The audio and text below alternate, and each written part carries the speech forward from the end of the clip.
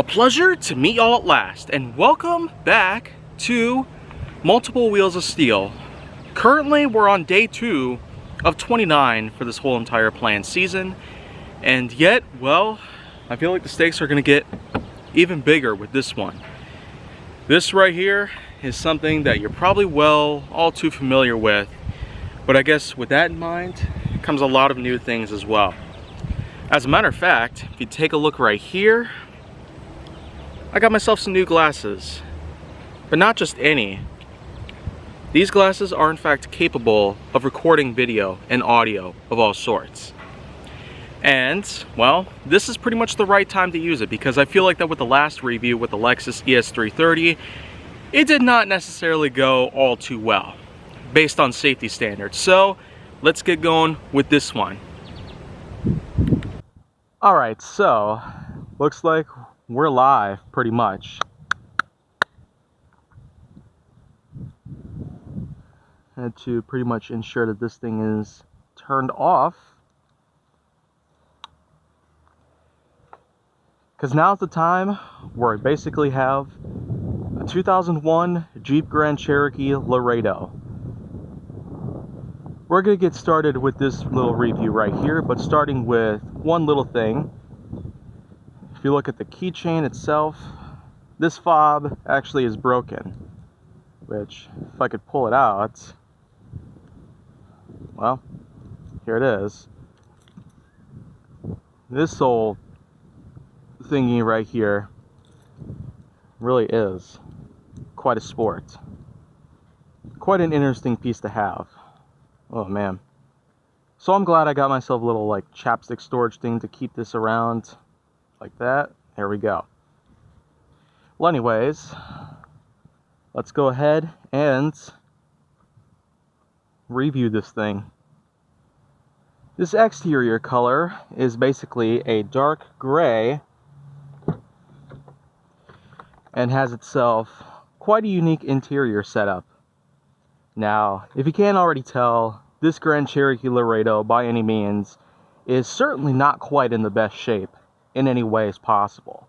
This thing's been quite a junker that we've been working on for a little while now. I myself am more than perplexed to see anything go down with something this old. If you take a look back here especially, you'll see a ginormous patch of rust and all that good stuff. And it's just sitting right along here. The wheel well is basically coming apart real easily. The door hinges are not necessarily at their best either, but you know what? I'm more than confident that this thing's probably gonna last. Well, anyways, let's see what we got in here. This is the interior.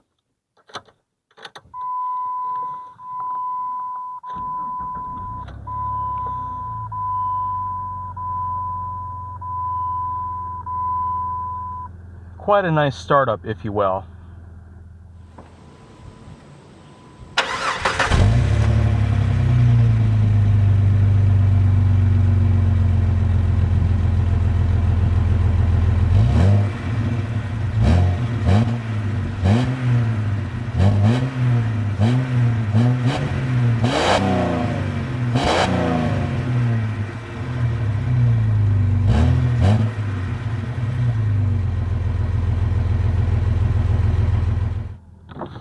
One automatic window for the driver's side, and well, pretty much all the other windows are not automatic, so that's pretty much just what that's about. Has some rather smooth power steering. For a vehicle this old, I was not necessarily expecting a whole lot, being that we got this thing used, and because we've had it for quite a while now, not even 2 years, I'd say that, well, hopefully it's going to hold up, at least for the time that it's going to be around in. There's that.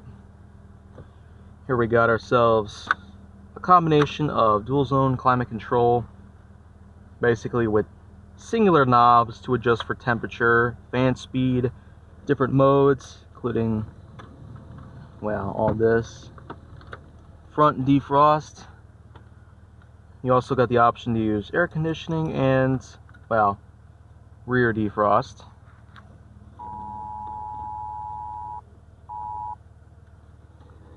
We have ourselves a black web FM transmitter. We also got ourselves a center console complete with park, reverse, neutral, drive, as well as low gear selection.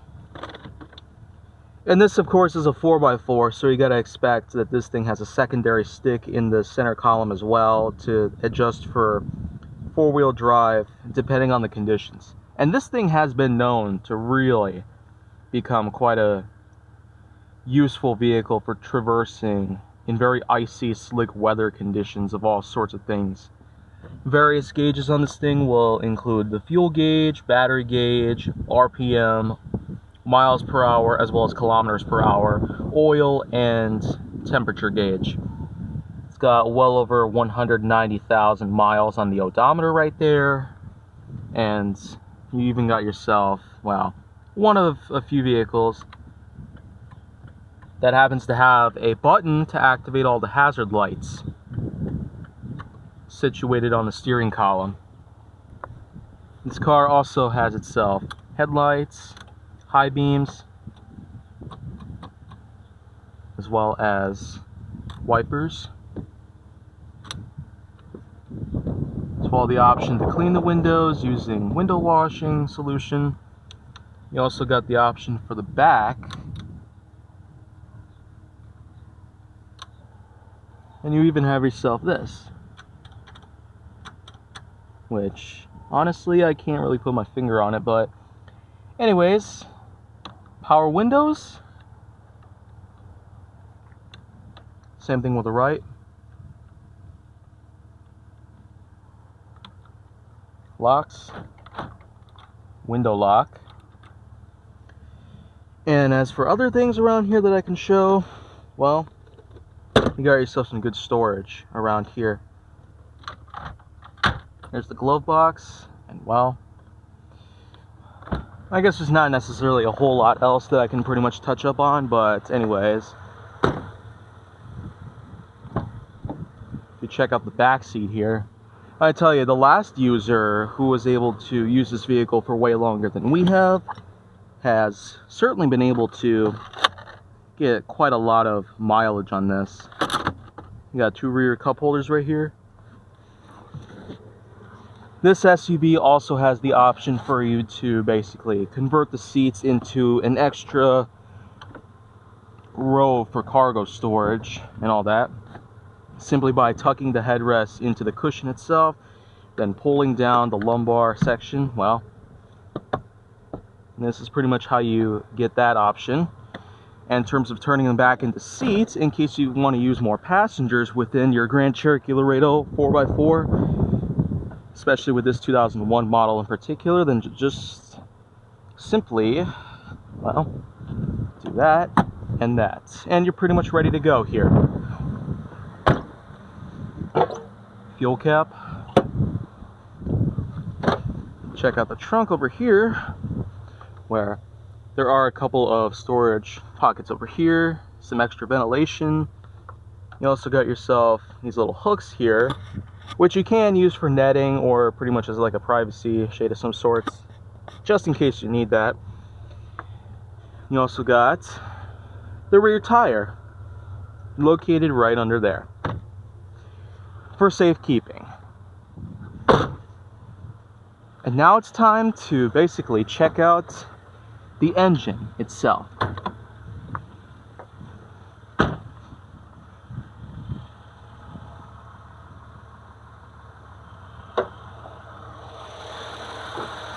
As you can see, this thing runs on a pretty nice 4.0 liter PowerTech engine itself. An inline six that is in fact capable of giving us a nice amount of horsepower and pound-feet of torque in order to propel us to such incredible speeds in such short periods of time. Of course, you also have other basic necessities within the engine itself. Not just the engine, but you also have yourself things like window washing fluid, antifreeze and coolant. Here's the battery right here. And well, There's also the giant air vent right here behind the grill.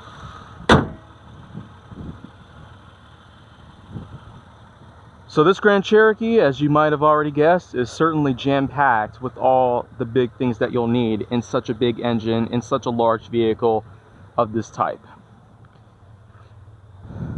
So far, looking at this thing is certainly quite a marvel.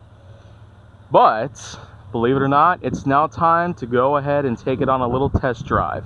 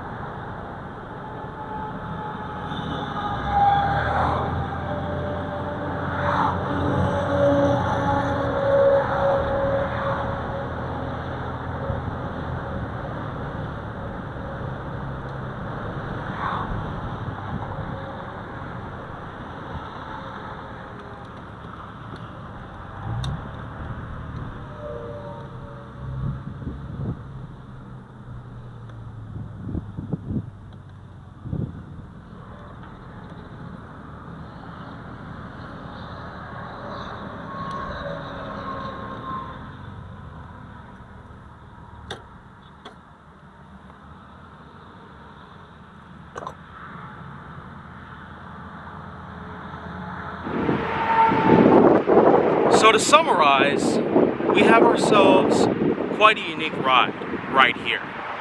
But in terms of how the 2001 Jeep Grand Cherokee Laredo 4x4 compares to many others of its class, it's a unique SUV with tons of potential. So much potential that, well, I mean, it's quite a story as to how it somehow managed to survive this whole entire time after 20 consecutive long years of having this thing around in our lives. Even though this particular Grand Cherokee Laredo hasn't even been around for 2 whole years in my whole lifetime, well, it's still fair to say it's rather reliable at what it is. It gets good mileage for what it does, despite being quite a big guzzler, as it is in fact an SUV. And that's what many times over, that's their most infamous, well-known fact. But otherwise, it does look like we actually have ourselves quite a thing going on here with something like this. And, well, furthermore, we're going to be having some more things take place here on Multiple Wheels of Steel, but I sure hope that lots of other things will develop within the series soon enough. And if you want to see more go down on my channel, then make sure that you like, subscribe, comment, follow me on social media, and stay on the Hollywood side.